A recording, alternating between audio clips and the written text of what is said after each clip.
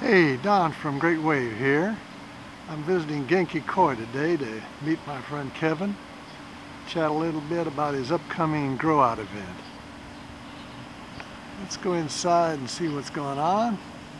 Should be interesting. These are some of Kevin's premium koi. I'm shooting this from his new observation deck. It's pretty cool up here.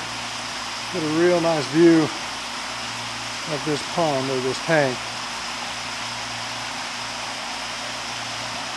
Beautiful fish here. So here we are with Kevin. I'm going to ask him a few things about this contest and about his experience with koi in general. So Kevin, I understand you got a Growout event coming up. How long you been doing this? Yes, our Growout event this year it's going to be held on April 5th, which is this Saturday. And it's this year we're doing the Dainichi Growout fish, and we've been doing this. This is actually our second year. Second one. Second year, yes. So why is it you hold this event? Well, you know, the event is for hobbyists to get together and have a good time, and sharing, you know, Tosai raising skills, sharing their knowledge, sharing their experience, and but mostly just for the hobbyists to get together and have a good time and talk about koi. That sounds cool.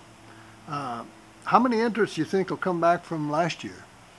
Last year we sold, for the first event, we sold about 30 koi all over the country.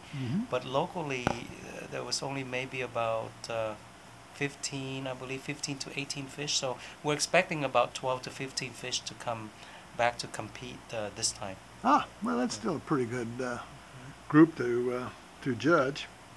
How do you think the koi business and the hobbies doing around the world and in the U.S. These days? Koi business, in my opinion, it's actually, from my experience, going to Japan and meeting dealers all over the world, I see that it's growing a lot in the Southeast Asia countries. Although in the Western world, such as the United States or Canada, it's you know, it's stabled out, especially last year and this year. So it's getting better. Yeah. So do you ship koi internationally? Yes, we do. We actually buy koi in Japan, and we will ship them out to other countries from Japan. And of course, the majority of our purchase comes back to our shop here in the United States. But we do ship out to other countries. Cool. Yeah. How many years have you been going to Japan? Oh, can you remember that? So many years. I think we started our koi business back in 1997. So I think I went to Japan to buy koi for the first time was in 1995. So I see. That's almost 20 years, yeah, roughly. Yeah, 20 years, almost getting there close. Next year, yes. 20 years. So quite a so the first trips were for your own personal hobby use then? Huh? Right. The first trip was just to go there to see the fish and to meet the breeders and to get connected. And we started the business in '97, so we've been going since '97 ever since. So what time of the year do you normally go over there? You know, back in the days when we first started, I used to go about 4 or 5 times a year. That would be springtime, 2 times in the spring, and 2 times in the fall. And then I would go 1 time in the winter for the All Japan Koi Show.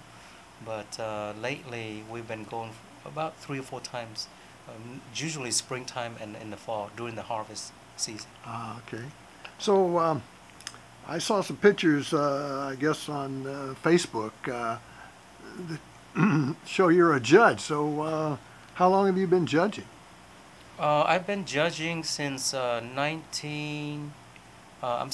been judging since 2002.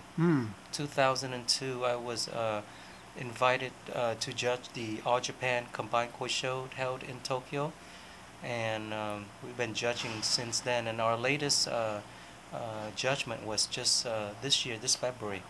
Yeah. Mm-hmm. So how long did it take to study to become a judge? What sort of process do you have to go Well, through? this is the All Japan Koi Show, so it's a All Japan Dealers Association. Mm. So in order for you to be invited as a guest judge, you have to first of all be a Shinkokai dealer, and to become a Shinkokai dealer, you have to have 5 years of koi business as a professional for 5 years, and then after that you need to have two Japanese breeders or two Japanese dealers in Japan to nominate you to become a member, a Shinkokai member, I see. and then from there you get elected to go to judge the koi show. I see. Yes. Can you give me a brief description of what it is or how you go about judging a koi? What are the things you look for when you're... Yeah, basic things we normally look for in a koi when we judge them is body conformation. We look for the proportional of the body balance from head to shoulder to back to tail, the smooth line of the body, the transition into the tail, it's got to be smooth. And then that part is the body conformation. And then we look for quality. So when judges talk about quality, they're talking about the quality of the color and the quality of the skin. So basically, you know, you're looking for the white ground is the base, you know, pretty much on every koi. So you look for the whitest white ground that you can find, and that white has to be shiny and consistent. And then you look for quality of the red or quality of the black color. It has to be consistent, it has to be thick, it has to be shiny and lustrous, and it has to glow when you're looking at the fish. So that's the quality aspect of judging koi. And then of course we look for the pattern.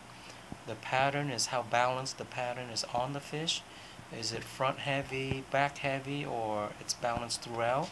And how deep the wrapping of the pattern, or how clear the pattern is, the line that separates the pattern from the base color. And so that would be the pattern. And then at the same time, you have to look at how graceful the fish swims. You know, the overall dynamic of the fish. And that would separate the first place and a second place koi and so forth. I see. Interesting.